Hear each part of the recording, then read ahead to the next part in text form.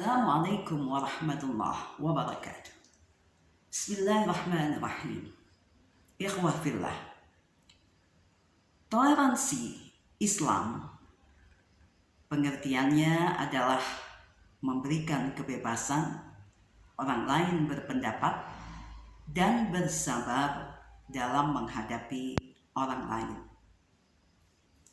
Allah Subhanahu wa ta'ala telah memberikan firman-Nya dalam Al-Quran beberapa ayat-ayat toleransi yang bisa kita dapatkan di dalam Al-Quran. Di antaranya dalam surat Al-Baqarah ayat 256, A'udzu billahi minasyaitonir rajim, la ikraha fid-din, qad tabayyana ar-rusydu minal ghayy, faman yakfur bit-taghut wa yu'min billah faqad istamsaka bil 'urwatil wuthqa lam fisama laha wallahu sami'un 'alim. Shadaqallahul 'azim. Yang artinya tidak ada paksaan dalam beragama. Semua jalan telah jelas mana yang benar dan mana yang salah. Orang-orang yang tidak percaya kepada berhala-berhala dan mereka meyakini Allah sebagai Tuhan, maka sungguh mereka telah berpegang teguh pada tali yang sangat kuat yang tidak akan pernah putus. Sesungguhnya Allah Maha mendengar dan Maha mengetahui. Selain ayat ini, masih ada beberapa ayat-ayat lain, di antaranya surat Yunus ayat 99, surat Al-Ankabut ayat 46, dan surat Al-Ma'idah ayat 5, kemudian surat Ali Imran ayat 64. Dari beberapa ayat yang ada dalam Al-Quran tentang toleransi, bisa kita simpulkan beberapa prinsip yang telah digariskan oleh Islam. Di antaranya, yang pertama, Islam melarang kita melakukan kekerasan, intimidasi, ancaman kepada non-Muslim. Yang kedua, Islam menyatakan bahwa pada asalnya orang-orang ahlul kitab seperti Nasrani dan Yahudi, saat kitab mereka Taurat dan Injil masih dalam kondisi yang asli, belum dirubah-rubah, sesungguhnya keyakinan mereka adalah sama dengan Islam, yaitu tauhid, mengesahkan Allah Subhanahu wa ta'ala. Yang ketiga, Islam mengulurkan persahabatan kepada non-Muslim.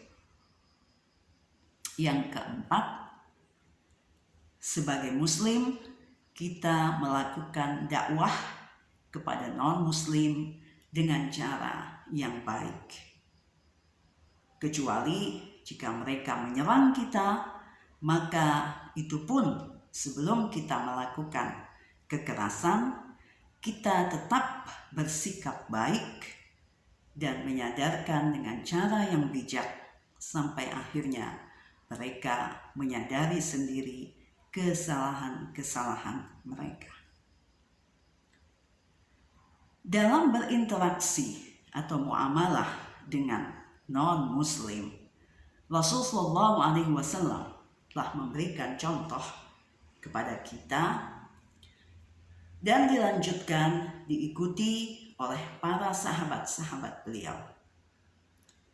Adapun contoh toleransi yang dilakukan oleh Rasulullah SAW, pada satu waktu ketika Nabi dikunjungi oleh orang-orang Nasrani dan Yahudi, Rasulullah lalu membuka jubahnya dan menggelar jubahnya itu dijadikan sebagai alas duduk untuk tamu-tamunya yang non-Muslim.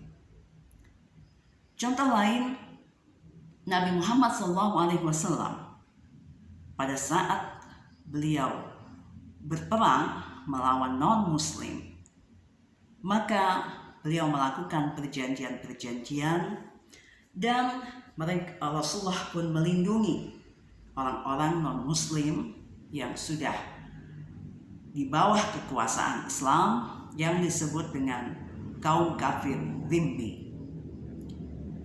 Kemudian contoh lain yang dilakukan oleh Rasulullah SAW, pada akhir hayatnya Nabi menggadaikan pakaian perangnya kepada seorang Yahudi. Mengapa Rasulullah tidak menggadaikan kepada seorang Muslim? Tentu saja ini sebagai contoh. Beliau memberikan contoh kepada kita umatnya bahwa boleh kita sebagai Muslim berinteraksi bisnis dengan non-Muslim. Begitu juga toleransi yang dilakukan oleh para sahabat Nabi, seperti halnya sahabat Abu Bakar As-Siddiq, di mana ketika beliau berperang menghadapi non-Muslim, beliau berkata kepada bala tentara Muslim beberapa poin, di antaranya tidak membunuh anak-anak, orang tua, wanita, tidak menyembelih hewan-hewan ternak mereka untuk dimakan kecuali jika terpaksa. Tidak juga merusak pohon-pohon yang sudah berbuah seperti pohon kurma dan pohon-pohon lainnya. Kemudian toleransi yang dilakukan oleh sahabat Umar bin Khattab, pernah pada satu waktu beliau berada di sebuah gereja dan tiba waktu sholat, maka sahabat Umar langsung izin pada pendeta untuk melakukan sholat di halaman gereja. Beliau tidak melakukan sholat di dalam gereja karena khawatir umat Islam mengikuti jejaknya, menjadikan gereja sebagai tempat sholat seperti masjid. Karena itu beliau melakukan sholat di luar gereja. Kemudian contoh toleransi lain yang dilakukan oleh sahabat Umar bin Khattab, beliau pernah berjumpa dengan seorang Yahudi yang lemah, tua, miskin. Kemudian Yahudi itu dibawa oleh sahabat Umar ke rumahnya dan diberikan semua yang dibutuhkannya. Tentu saja masih banyak contoh-contoh lain yang dilakukan oleh para sahabat dan juga para tabi'in mengikuti jejak Rasulullah SAW. Dan tentu saja ini bisa dijadikan contoh teladan untuk kita umat Muhammad jika kita berinteraksi dengan non-muslim.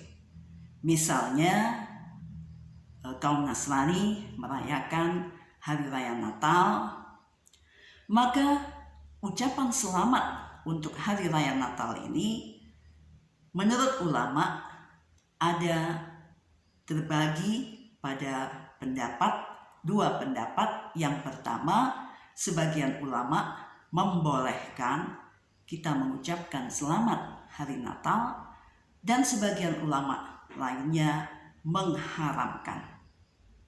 Adapun ulama yang mengharamkan kita mengucapkan selamat Natal karena dikhawatirkan mengganggu akidah kita. Dengan ucapan selamat itu seolah-olah kita meyakini apa yang mereka yakini. Lalu, jika kita ragu mana yang harus kita lakukan, kita bisa mengambil jalan tengah. Kita bisa mengganti ucapan selamat Natal itu dengan kata-kata yang lain, misalnya semoga Anda sehat dan bahagia di hari Natal. Atau bisa juga kita mengirimkan bingkisan kepada tetangga kenalan atau sahabat kita yang non-muslim sebagai pengganti ucapan selamat Natal. Mari kita contoh toleransi Islam sebagaimana yang dilakukan oleh Rasulullah SAW, para sahabat dan pengikutnya dalam berinteraksi kepada non-muslim. Wassalamualaikum warahmatullahi wabarakatuh.